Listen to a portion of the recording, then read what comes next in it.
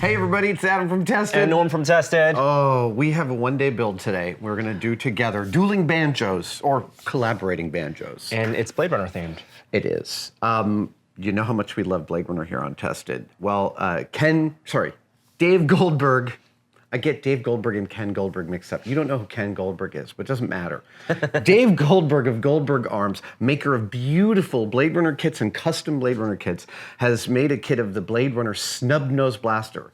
What Blade Runner Snub-Nosed Blaster? There is none. No. It's his fantasy recreation of what a snub-nosed, like Derringer-type Blade Runner blaster would look like. And we have a pair of kits here. We actually have 3 kits total.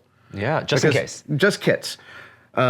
I bought 2 of them, which was the ivory grips and the amber grips, and you had the clear grips. But you're going to go with the amber grips. I like the amber grips. Yeah, it's totally reasonable. It's a really beautiful design. So this, of course, is the PKD, the full blaster from Blade Runner, the original, of course. So Dave took this idea and completely CG modeled it. Oh, he did this in CG? Yep. Oh, and then 3D printed and CNC'd it like 5 years ago. And so this is a rough assembly. It's shortened. It has all the characteristics. You can see how much smaller that it is. It doesn't. There are things that he doesn't have the base on the bottom. No.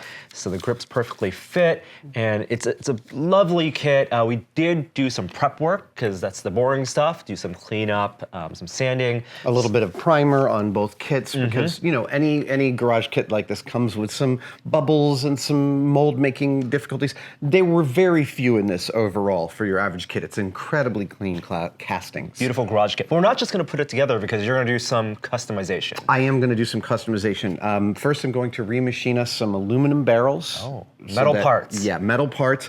I want to machine some aluminum triggers that are nice and high gloss. They won't have that tactical grooving in the front, but they'll be high gloss. This is an interesting shape. I'm so curious how you're going to do it. I can't wait to see that. And then on mine in particular, I actually cut a piece of steel for the grip because I wanted it to be shiny. That's a big piece. Wow, we're talking about this whole piece here. Yeah. Recreated with all those complex shapes. So yeah, I milled down a piece of 5/8 aluminum to be the thickness of the grip, and I actually machined off the 2 grip sides. The 2 grip sides to attach back to this once I have it shaped.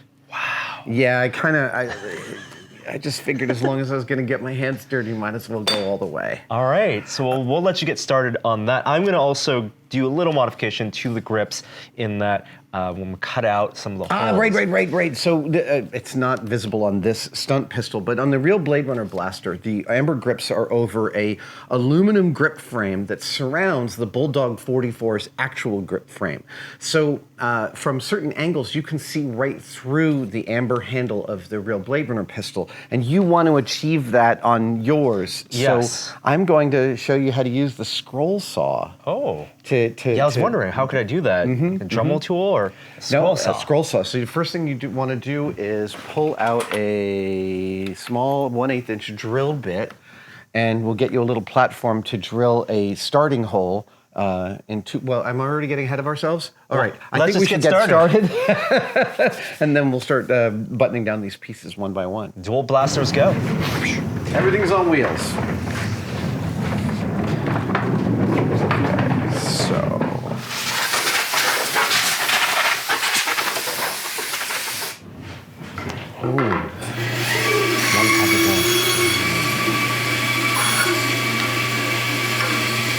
Internet.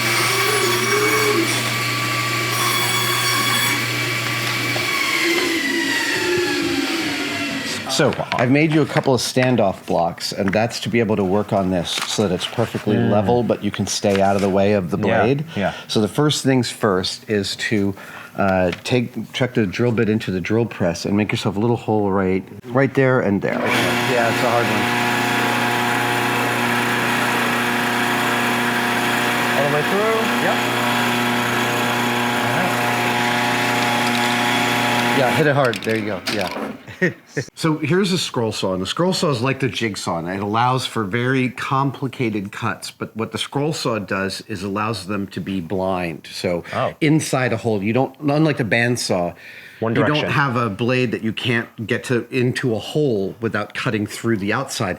With this, we can feed a blade through that hole and then cut out from the inside. And specifically, we're going to utilize what's called a 360, I don't even know what this official name is, but this is a blade that you can see is twisted. Yeah. So it's covered with little teeth and it's twisted, which means it cuts in 360 degrees. So I don't have to follow any path. You don't. You actually can just follow the line and the blade will go. You have to go slowly. Right. But it's really awesome. It's got the blade is clamped in on both the top and the bottom. So here is how we'll make this work.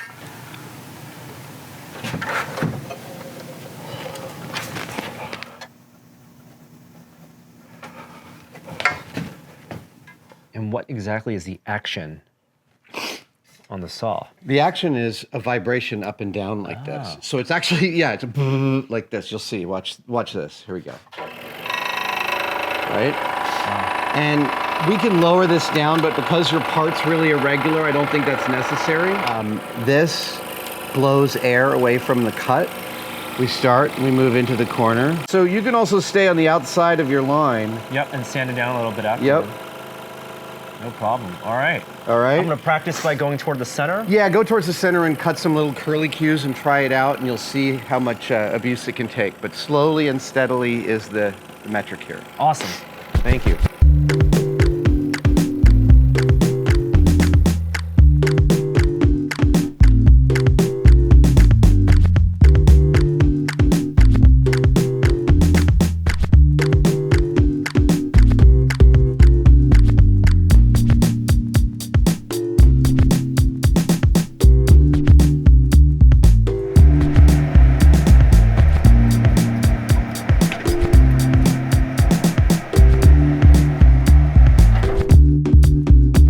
Look at that.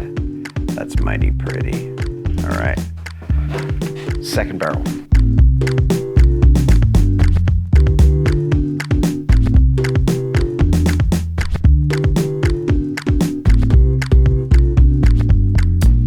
The problem I had with my second barrel is that when you drill a hole through a long rod, the drill bit can sometimes wander, and it was perfectly centered when it went in the front, but by the time it came out the back, it was off center just a little bit, so that the second barrel I was about to make looked clearly off center, and that's unacceptable. So I just reversed my rod and figured out my zero and redid it, and now we're about to cut the second barrel.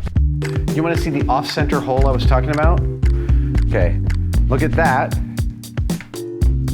Nice and concentric. Look at that. Whoops, not concentric.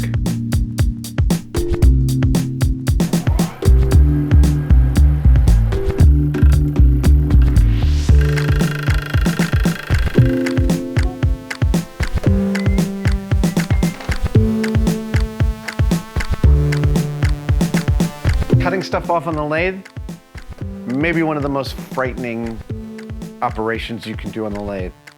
I have learned from hard-won experience to do it slowly, so I set my lathe on a much lower speed to do the cutoff. That way things don't get out of control as quickly. Ah, yeah, nice gentle peel.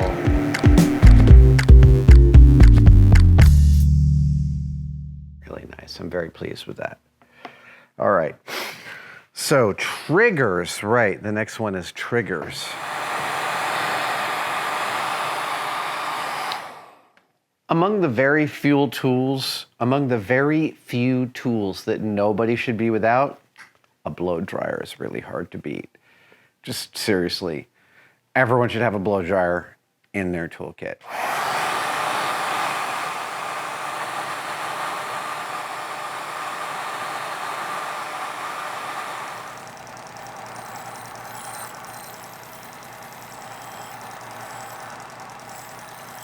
Dave does really beautiful directions. Many garage kits arrive with just nothing to help you. This is the absolute opposite.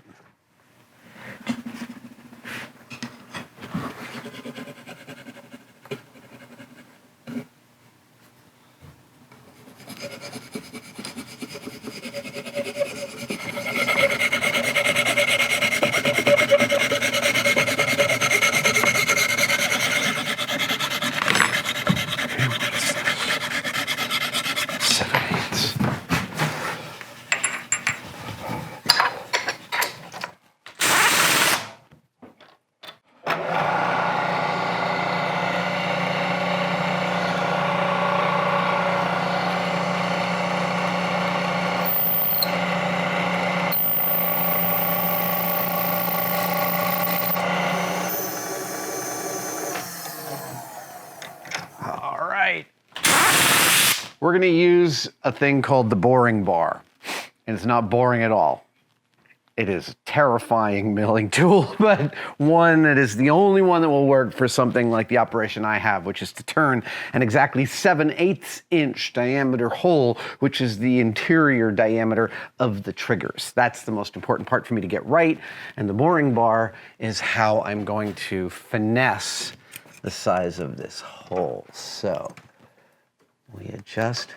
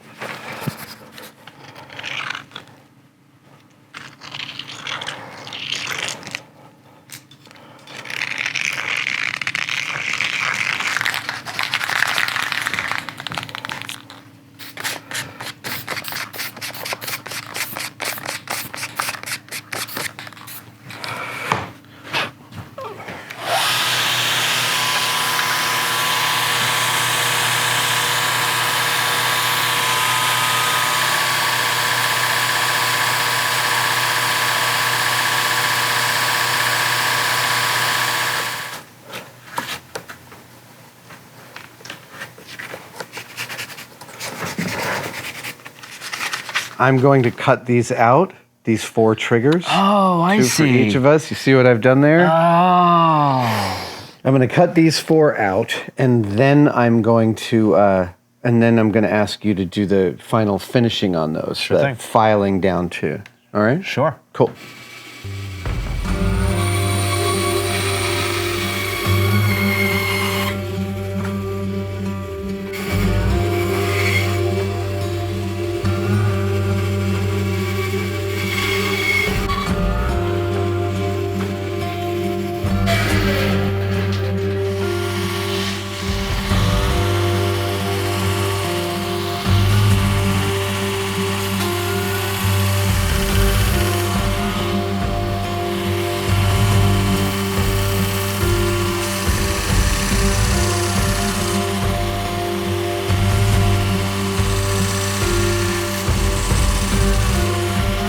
Two things. One is, it is okay to get water near your power tools like this to keep something like aluminum cool.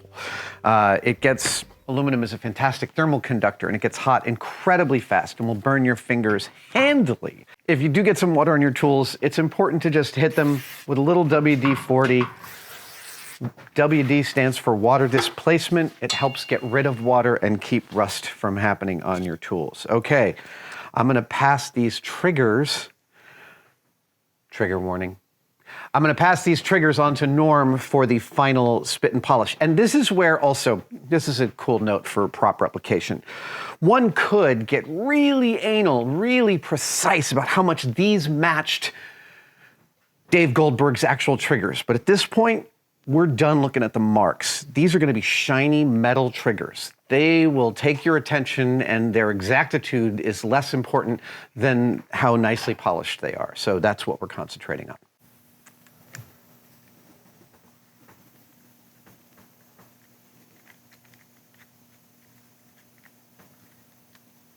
I can clamp them here, and how much, what you can't see, like where I'm clamping, we'll never see. Right. It's all going to be recessed in the receiver.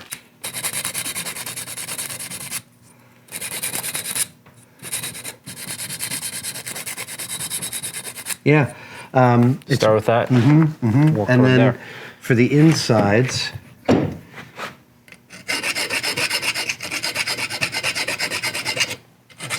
Straighten it out.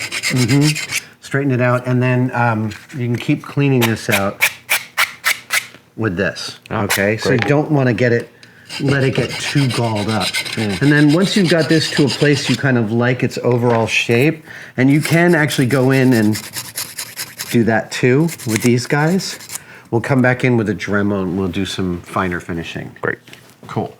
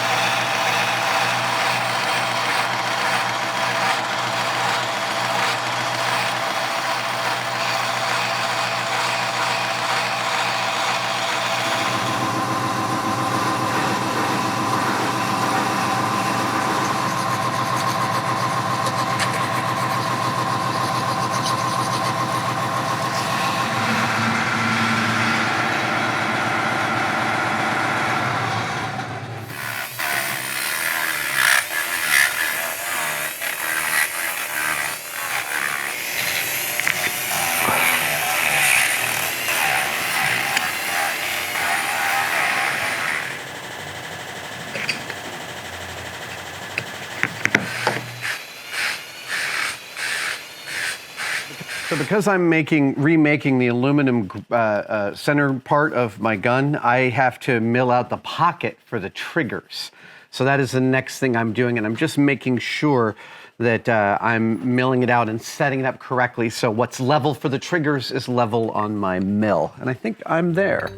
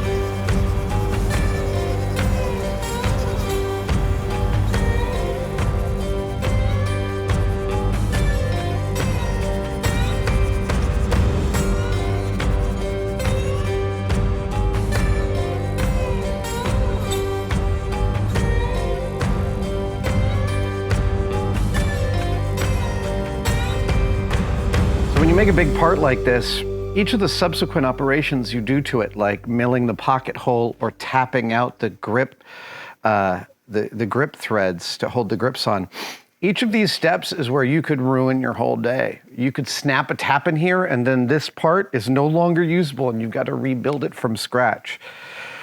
It's very hard when you're as impatient as I am to get to the finish to slow down, but I've taught myself over the years to do exactly that.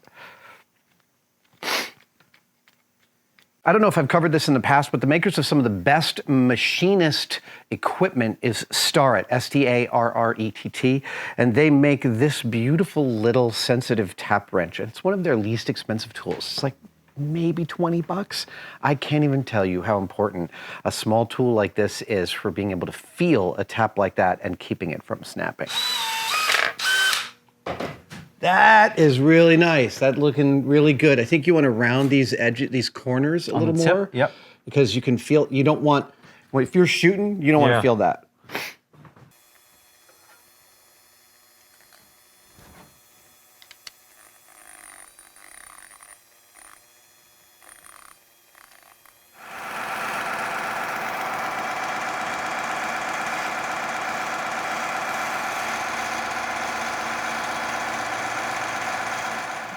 I am almost done with all the sanding operations on my aluminum grip frame, and I'm close to needing to polish, which is awesome.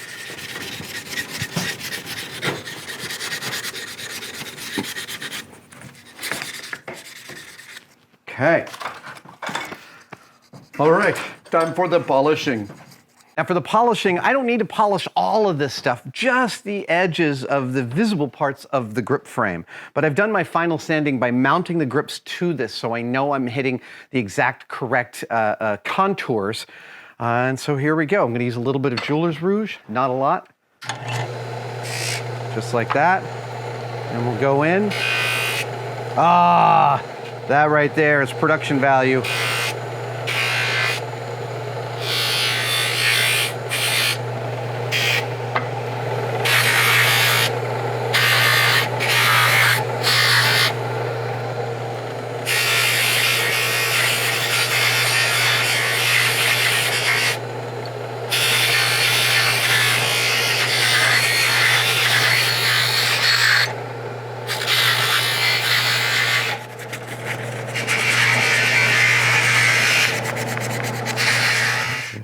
That all looks really good.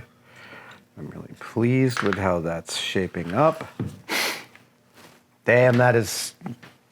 Wow. Look how smooth that is. Yeah. I'm very pleased with how... the triggers are going to come out looking just like that. Wow. Mm-hmm. All right. Cool. We are moving apace. I have to polish my ivory grips now because I've gotten some marks on them.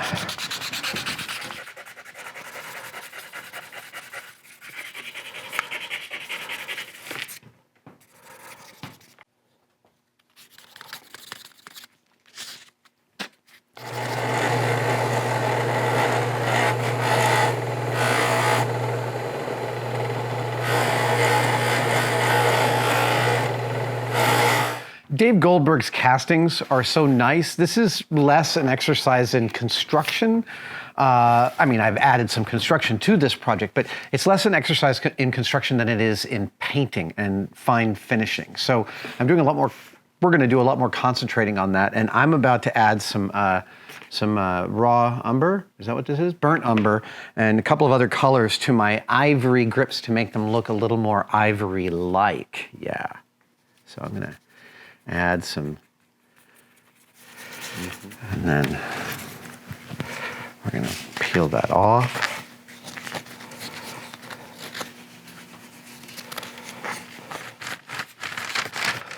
Ah, yeah, I'm really happy with that. That's cool. That's feeling much more ivory-like. For the wash on this, I'm using oil paints, not acrylics. They afford me a lot more working time, and you can peel it all the way back off with thinner if you want to.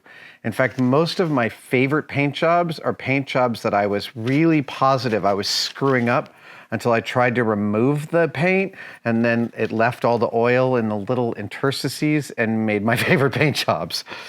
So oil paint is for super fine detail that's gonna sell really up close, it's hard to beat oil paints.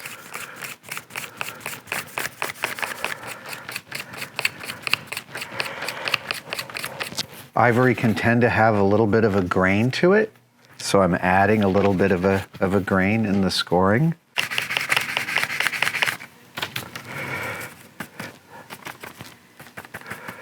Okay, now I realize I have forgotten a key aspect of this, which is that Dave included a couple of really nice Steyr logos to embed in these, and I wish to do that. So where do those go? This is not a Steyr logo, it's a Goldberg Arms logo. Of course it is.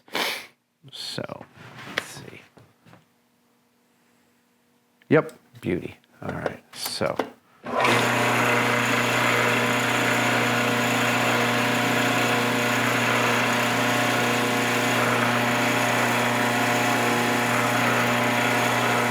Test fit here.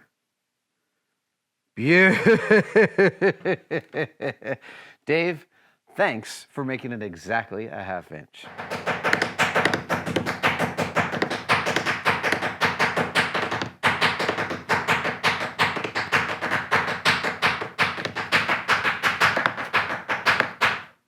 That's how I mix paint.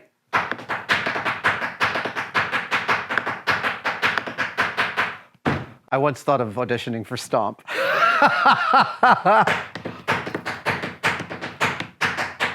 All right, that's got to be mixed enough. Here's a cool little technique. You got to paint a little tiny part, stick it to a tongue depressor with some double stick on it. Yeah, that one's for free. It's like everyone knows this technique, come on. Oh, it's a good gold. Ooh, gold. Ah. And then these will sit in the middle, the Goldberg Arms. The strips. Yeah, you know, I was looking at a lot of pictures of ivory grips last night, and I saw lots of exactly that, you know, little places where grain, ivory it grows, right? So, yeah, I wanted to replicate that feeling of grain. I may still do a little bit more, but for right now, we're pretty good on that front. How are you doing on the triggers? Okay, does this feel like you feel like ready to polish? I would love to take my hand and try polishing. All right. Here is, if you're gonna polish these, aluminum transfers heat really well, so you wanna be able to hold on to them without. Also, when you put something up to a polishing wheel, the polishing wheel's singular desire in life is to hurl the part you've just spent an hour getting ready to polish all the way across the shop into the bin of other crap that looks like your part, and you'll never find it. Clearly this has happened to me before. So this is a little jeweler's vise that grabs a part on an edge with an incredible amount. You can see it's just a wedge between these two jaws, and it grabs this part with a real, right? That's not gonna let go. Turn this guy on, give it a little bit of polish, not a lot, like that. And then,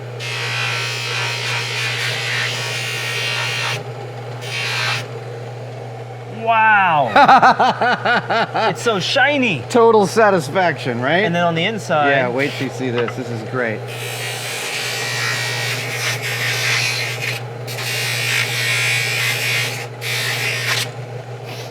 Oh my God. Ladies and gentlemen, Wow. isn't that beautiful? So you may want to hit that backhand with it, but you can do all 4 of these and work on them, and work on them right while they're in here. Yeah. Isn't that awesome? Wow. All I right. love introducing people to how awesome polishing is.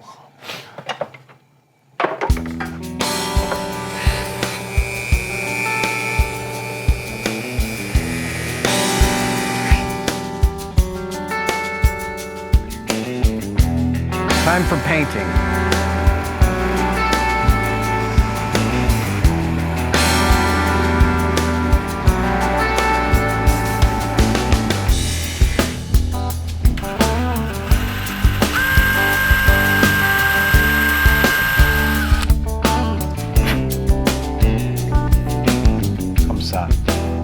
So that just makes it really easy to paint. Yeah. Let me have yours, and I'll do the same.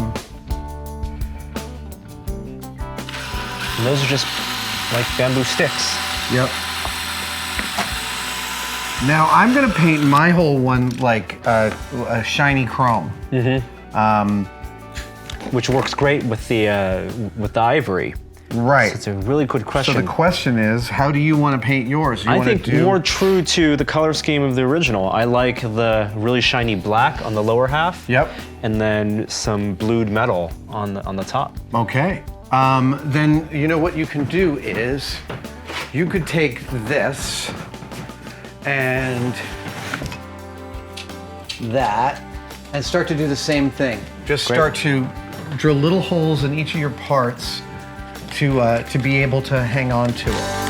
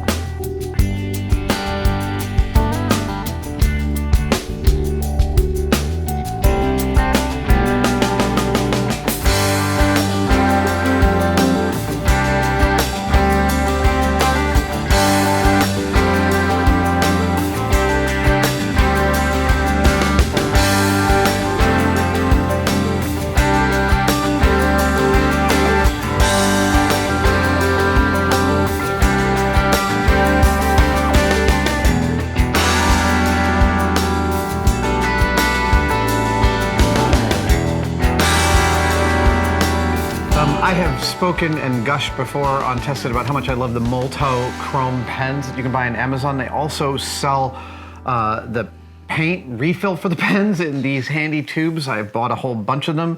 You can see how crazy shiny it is. Look at that. It's like, it's mercury. Yeah. And I have actually broken out a second airbrush. This airbrush, it is the inaugural journey for this airbrush. This is the first time I'm using this new Pache because I don't want to keep on, there may be other colors and I don't want to keep cleaning it out every single time. Of course I'll clean my airbrush out, don't get upset. I just am not gonna cross the streams because crossing the streams is bad. So I'm gonna do some painting tests and see what, what I can achieve. While we wait for the strand, the black as a base works really well with chrome. It makes it shine more. Exactly, that's, yeah. And that's why I've coated mine in black. Yours is black because it's gonna be black for many of them, except for your barrel's gonna be the gunmetal. Yep, that's right. And I have some really good lacquers down here. The flow quills, yeah. You can take a look through those. I might have a gunmetal down there. Oh, I'll take a look. It's deep. There's like hundreds of bottles, and many of them are the same. But take a look to see if I've got a gunmetal. Will do. Yeah. All right, dig through these. Okay. It's these.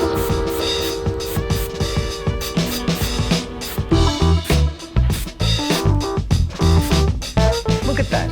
That's beautiful. I'm gonna keep on going. Here we go.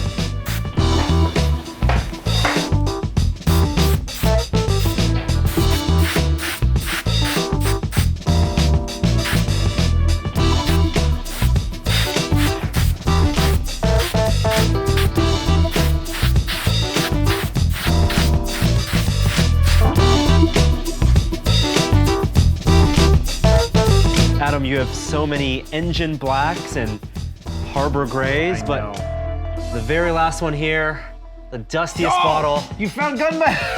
gunmetal. The bottom corner. I'm so glad you found it. Yes.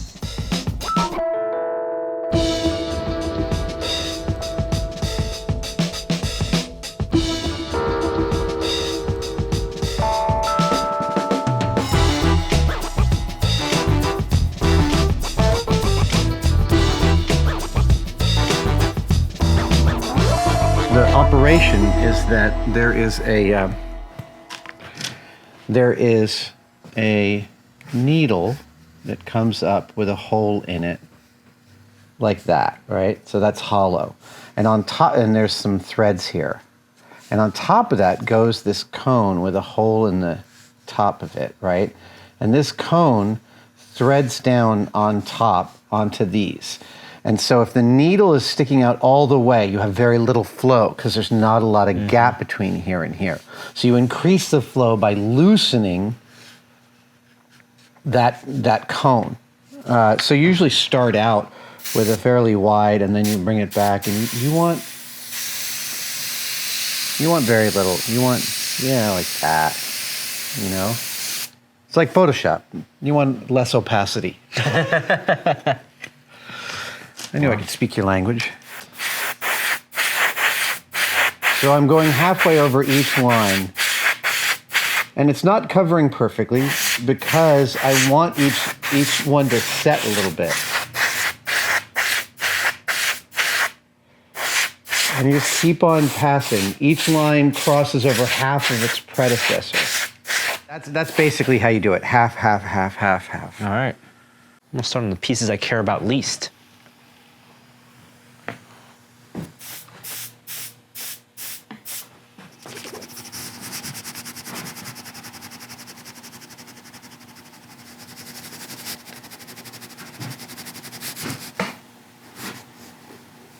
Look at that.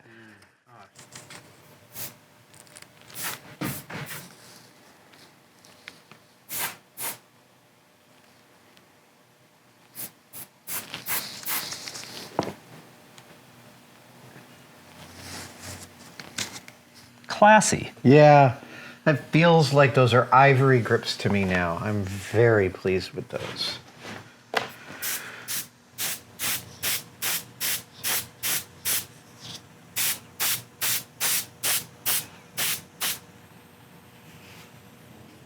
So the biggest problem that prop replicators and makers have with chrome paint is protecting it. It tends to be volatile even when it's been dry for a couple of weeks. It tends to rub off and leave residue. And so I was looking on some forums recently, and on the RPF, someone claimed to really like this All-Clad. All-Clad makes this the premier chrome paint, but it's a very touchy system that requires great precision in its application. And I think Maltol is a bit more forgiving, but that's not the point. The point is that All-Clad makes a gloss clear coat that supposedly works great with this and doesn't inhibit. That's the problem is if you try and clear, I'm getting ahead of myself. If you try and clear coat a chrome paint, it goes like gray. Ruins it, dulls it. You lose all that reflectivity. So this supposedly is a clear coat that solves that problem.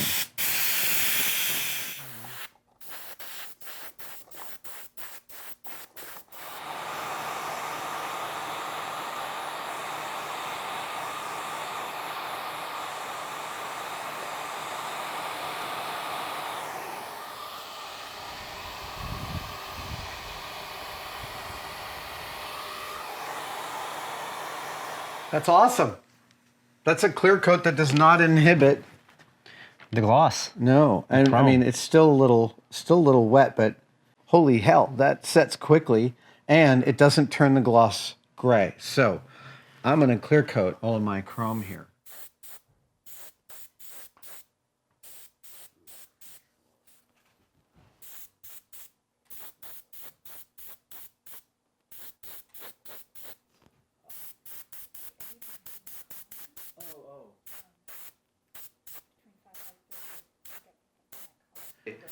So I'm pulling out this stuff, this spray bluing fluid, which is for markup on machine tools, but it's a transparent blue lacquer. And when I was looking at some old, beautiful, shiny Derringers with ivory handles on Google image search last night, I found that there were lots of blued elements to it, like subtly blued little things, usually screws. And I'm going to try that. But I'm also going to try at least one completely blued part. It might be like this one, you know, like along the side. An accent. Yeah, as an accent. So I'm about to spray some of this into a cup and then pour it into the airbrush and then airbrush it because that's too much. Oh, look at that.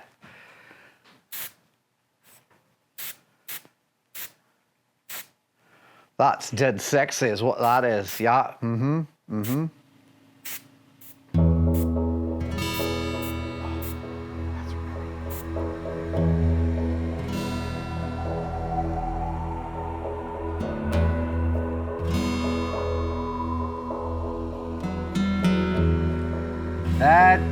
That works for me is what that does.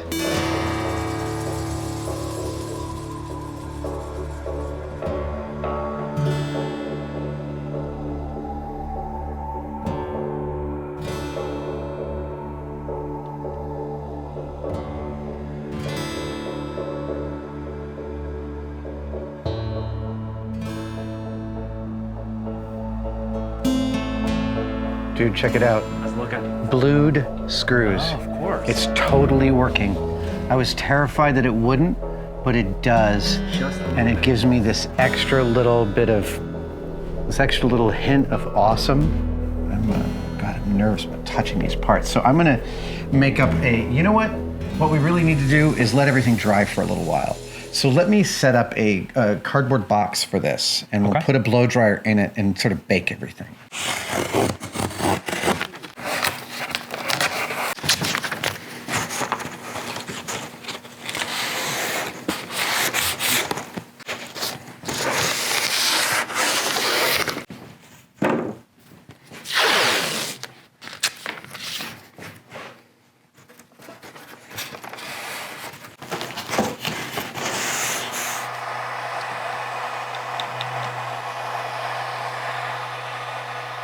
Great.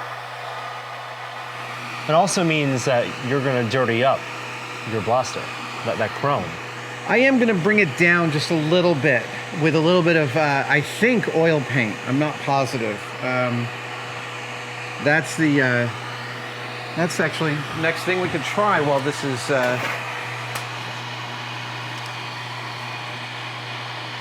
Just that. That's all you need. Yep, that's it. You know, I get it into the corners and then pull it back off. And it's just this little bit of like, I am dirty because humans have used me. And I'm not killing my chrome Because going you back got over it with the cloth. You're clear. Yeah, Yeah, you can get much finer into the corners with oil paint than you can with acrylic under most conditions. Yeah, just that, right? Like, even that helps sell some scale. Awesome. Okay, so that's probably the last thing that I do is hold on to the blaster and kind of go through it and take out those I'll do the same thing. This idea of having a tester Yeah. to play with, the number of times on mission critical things I've actually accidentally sprayed a hero prop with Super 77 thinking at 4 in the morning I was using clear coat. You just glued everything. Yeah. I had to strip it all down, like 2 hours of solid work to undo this 1 second of screwing up. Yeah. So having a tester that you can play with is really, really smart. And we're lucky enough that your tester this time is the exact same resin piece. Exactly. This is great. I can't wait to hold on to the final product. I know it's no fun to listen to us talk while the blow dryer is going, so we're going to clear out of here, and we'll see you in a minute. Okay, up we go. You're going to work on assembly on yours. I Your am. parts are basically, you have two things to do, assembly and weathering. It's true. Yeah. I have a little bit more to do before assembly. I'm going to take this piece and get this pewtered up with some rub and buff. Oh, right, just on the right. inside Yeah, here. yeah. Then I'm going to assemble. What are you going to use to assemble, Adam? Crazy glue. Okay. Cyanoacrylate. Yeah. I hate glue. No But- epoxy. Nah, dots of CA will do just fine, and if I want to change anything later, I could pop it back off. All right, and especially with your grips, that's not even going to be glued. You actually have hardware for that. I do, yeah. Perfectly No, tapped. I'm super psyched, and that's the last part I'm putting on is the grips. Awesome. Wait, no, I have to put on the grips to see how everything fits together. Yeah, okay, here we go.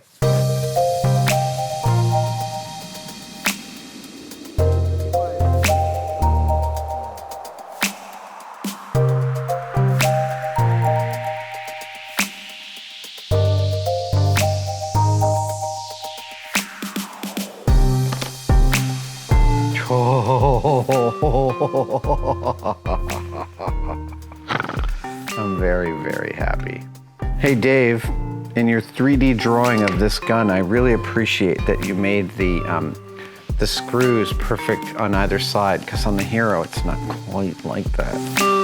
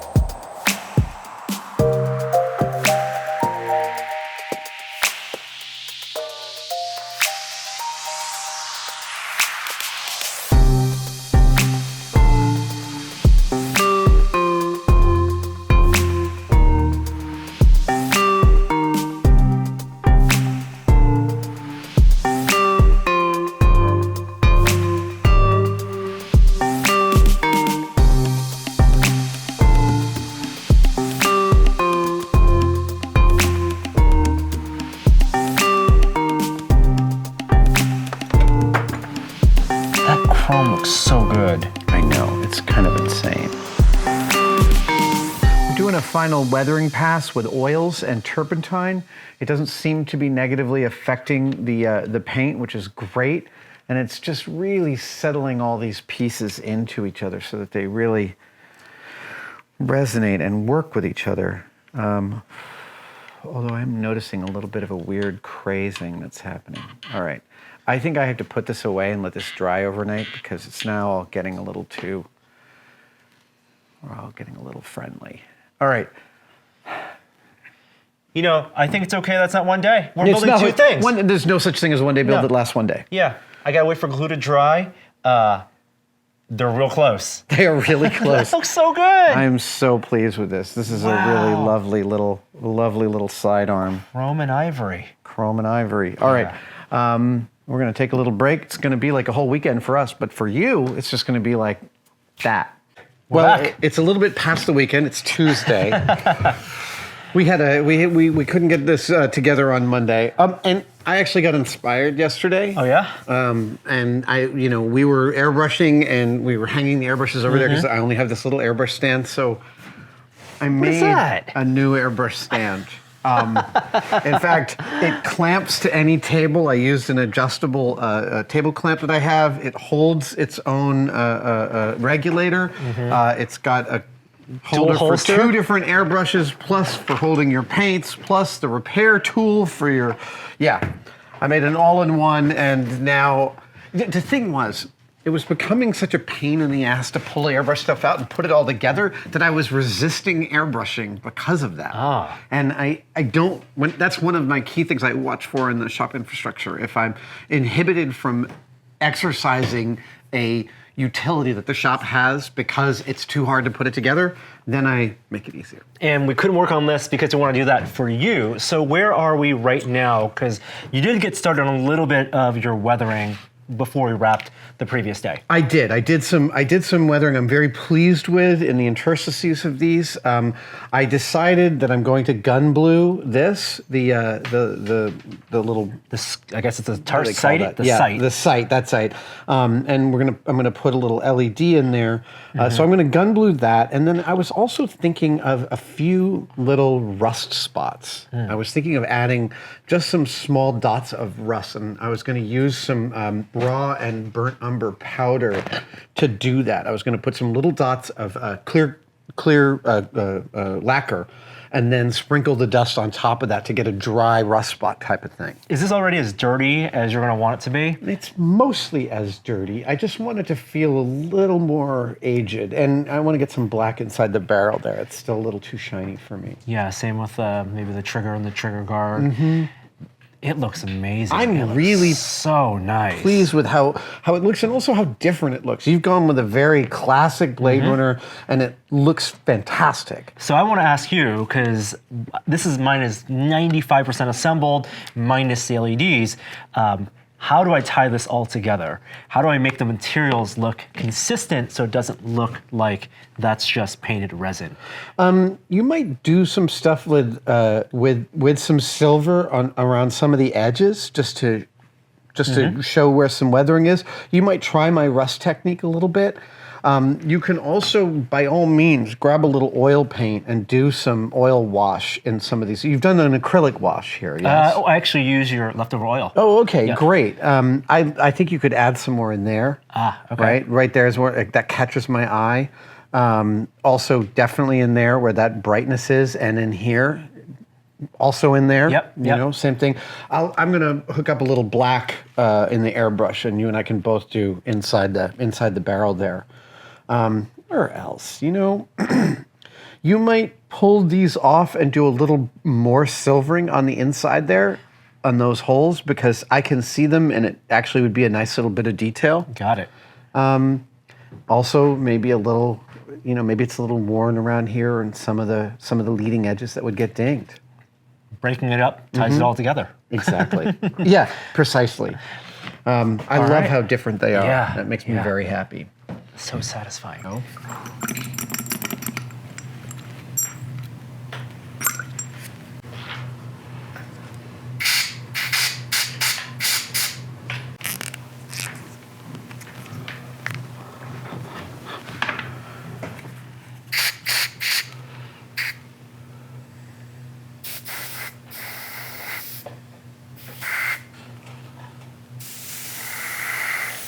Yeah, I did the barrel. See how much better that looks? Oh, yeah. Just a little subtle. It's black in there? Yeah. Do you want me to do yours here? Yeah. While you're working on this? Okay.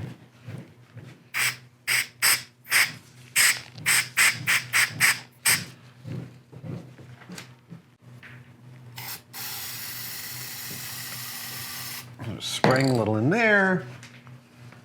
And pour a little bit of that in here. Look at that. God. That is such a convincing anodized look.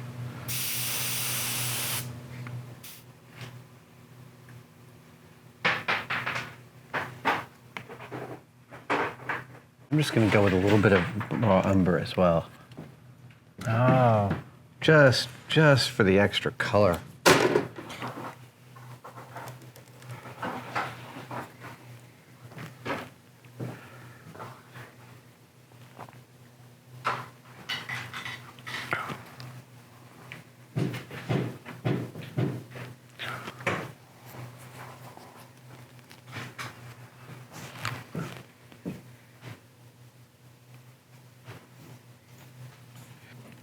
Also, I tend to go looking for, like, what's right and what's not right. You know, so from each angle, I'm looking at the prop from. I'm trying to think what sells from this angle, right? Like this side, done. You know, I'm really happy with how that works. Get some trigger stuff in here. But all right, that side, I'm really pleased. Oh, actually, I'm gonna get a little more in there. This side, this front, yeah, I'm okay with that. Yeah, I gotta get a little bit down in there. You know, and then, okay, this side, let's get a little bit there. Like, look at it in different lights. It's funny, when my father was painting, as he finished a painting, he would like, look at it from far away, look at it upside down, just to see if the composition was right. He'd hang it upside down and then go look at it in a mirror from across the room to see if the composition really held up. Oh, cool. I'm gonna put my grips back on. All right. Oh, do you want to do a wash on the handles of your grips? Yeah. Okay, so let's talk about how to do that. That's I think we want a kind of an off-white acrylic wash here.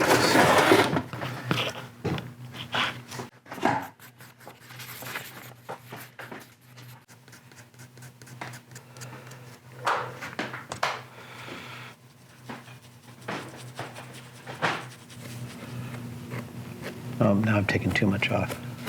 Uneven totally works for me.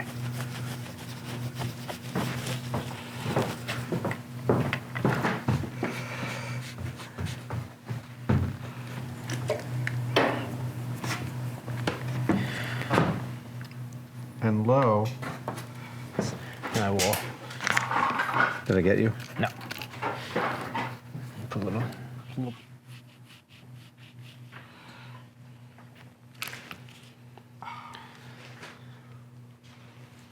Okay, good.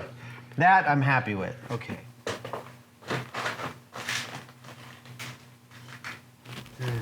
Oh, looks so good. Yeah, and I did just very subtle on both sides. I give a little bit of a Kick. and a little bit of a. You never know when the introduction of a new solvent like Zip Kicker is going to mess with one of your other solvent-based paints. And I can't even tell you how many times I've done the worst possible thing, spraying the wrong thing on the wrong thing and having the whole paint job go always just cattywampus. that. Yes, yeah. Weld on 3 will ruin your day. Norm. I think we This have is it. some bulldogs. This is a really, really fun build. This has been up on the shelf for a couple of years since I bought these from Dave, and I'm super happy with how they came out. And you can go totally as in the movie. Yep. Or you got your little gambling riverboat 1901 side piece there. Like, look out, replicant! you now the holster. Yeah, and of course, part of me wants to do a Travis Bickle like shink like that, but I don't think I'm going to. For a future build. Awesome. Thanks to Dave Goldberg for designing and making a beautiful kit that actually is beautiful castings. The garage kits are often an exercise in varying degrees of disappointment right from opening the box. Dave's castings are phenomenal. His directions are really clear and give you great guidance that you need. And we'll put links to his own design thread and build thread on the from the RPF in the comment section below. But until then, we'll see you guys in a future build. All right.